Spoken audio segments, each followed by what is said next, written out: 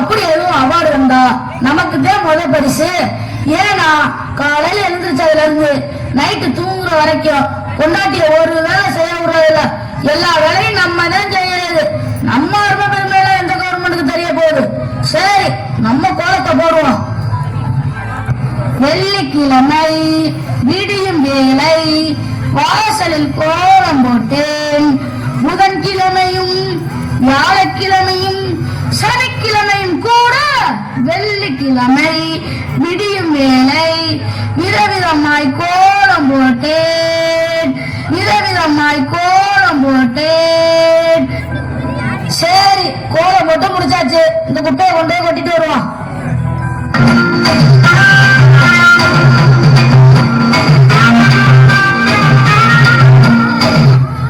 எல்லாம் ரொம்ப தூரம் வளர்ந்த மாதிரி இருக்கு.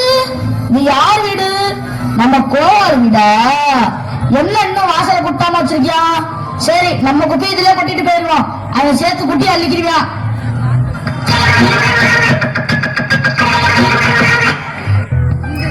என்ன கோவார் இந்த பக்கம்? என்னது என் வீட்டு பக்கம் நீ வந்துட்டு என்னைய கேக்குறியா? இப்ப புரிஞ்சு போச்சு. அப்பப்ப இதே மாதிரி வீட்டு வாசல் குப்பை கிடக்கும். இதுக்கெல்லாம் யார் காரணம் தெரியாம தவிச்சுக்கிட்டு இருந்தேன். நீதானா? டே, நான் சும்மா விட மாட்டேன்டா, ஊரை கூட்டுறேன்.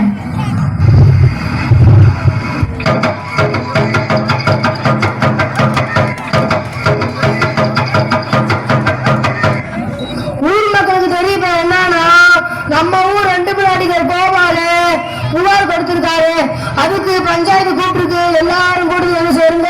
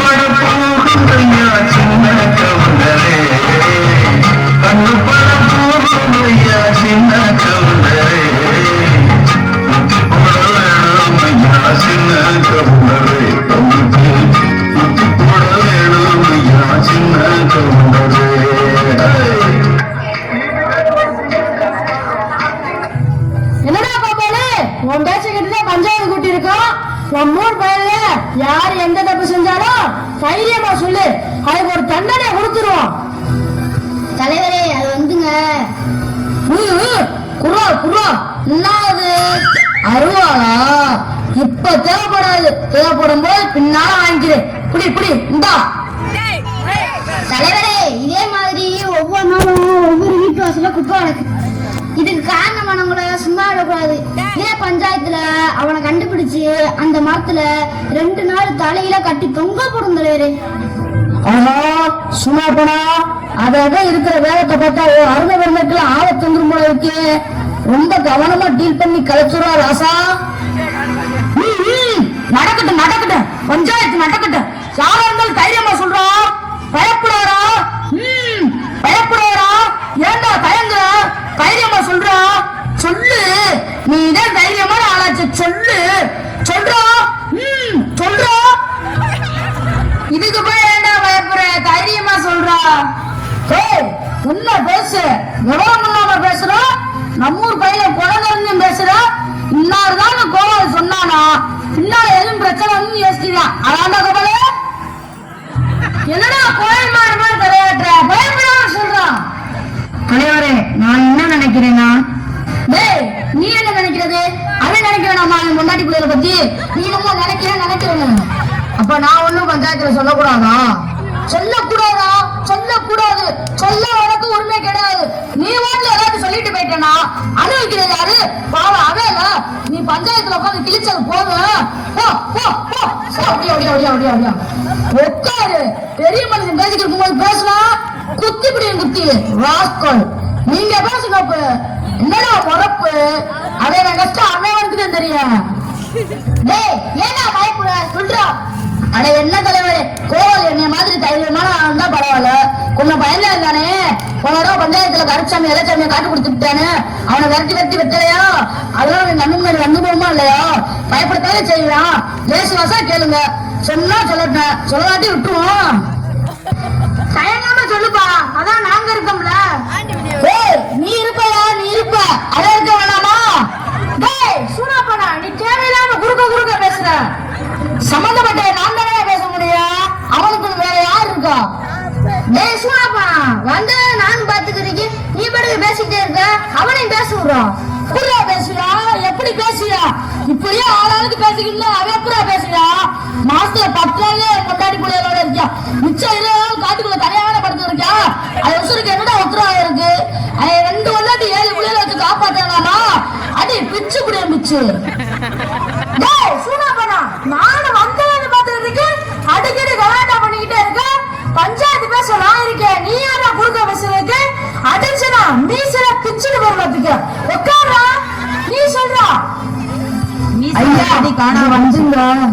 ஐயா ஐயா ஒரு விஷயங்கயா, இன்னைக்கு வீட்டு வாசல்ல குப்பை வந்துச்சான்னு கேட்டுட்டு அப்பா குப்பையை கொட்டினா யாருன்னு கேளுங்கயா.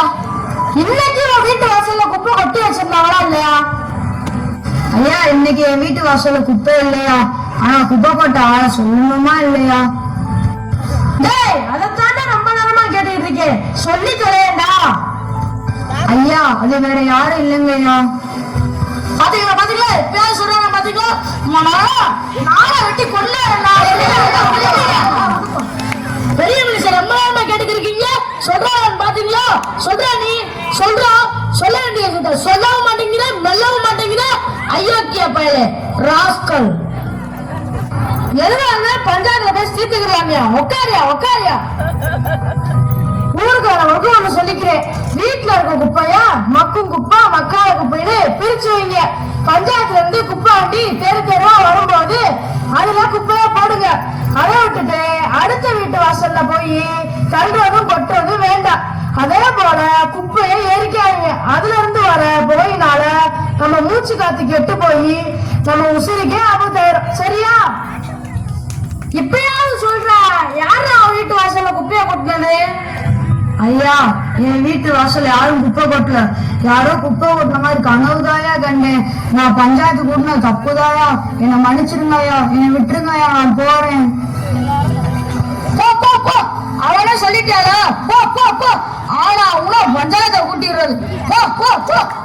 போய் சோத்த பொங்கி குழம்பு வச்சு தின்னுட்டு வேலை வெட்டி இருந்தா பாருங்க. வீட்டு வாசல்ல குப்பை எடுத்து யார்ட்டி சொல்லி கேவலப்படாம ஏன்ட்ட சொல்லு. போ யோ, உனக்கு மட்டும் தனியா சொல்லணுமா?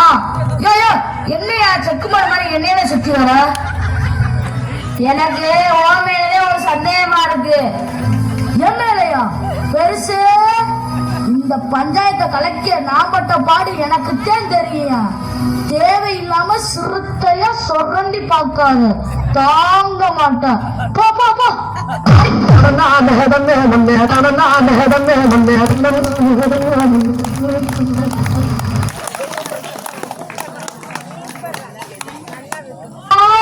சுப்ரீம் கோர்ட்டே ஒண்ணும் பண்ண முடியாதா?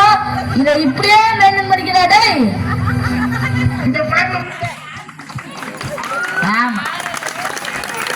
சூப்பர் ஒவ்வொருத்தரும் அந்த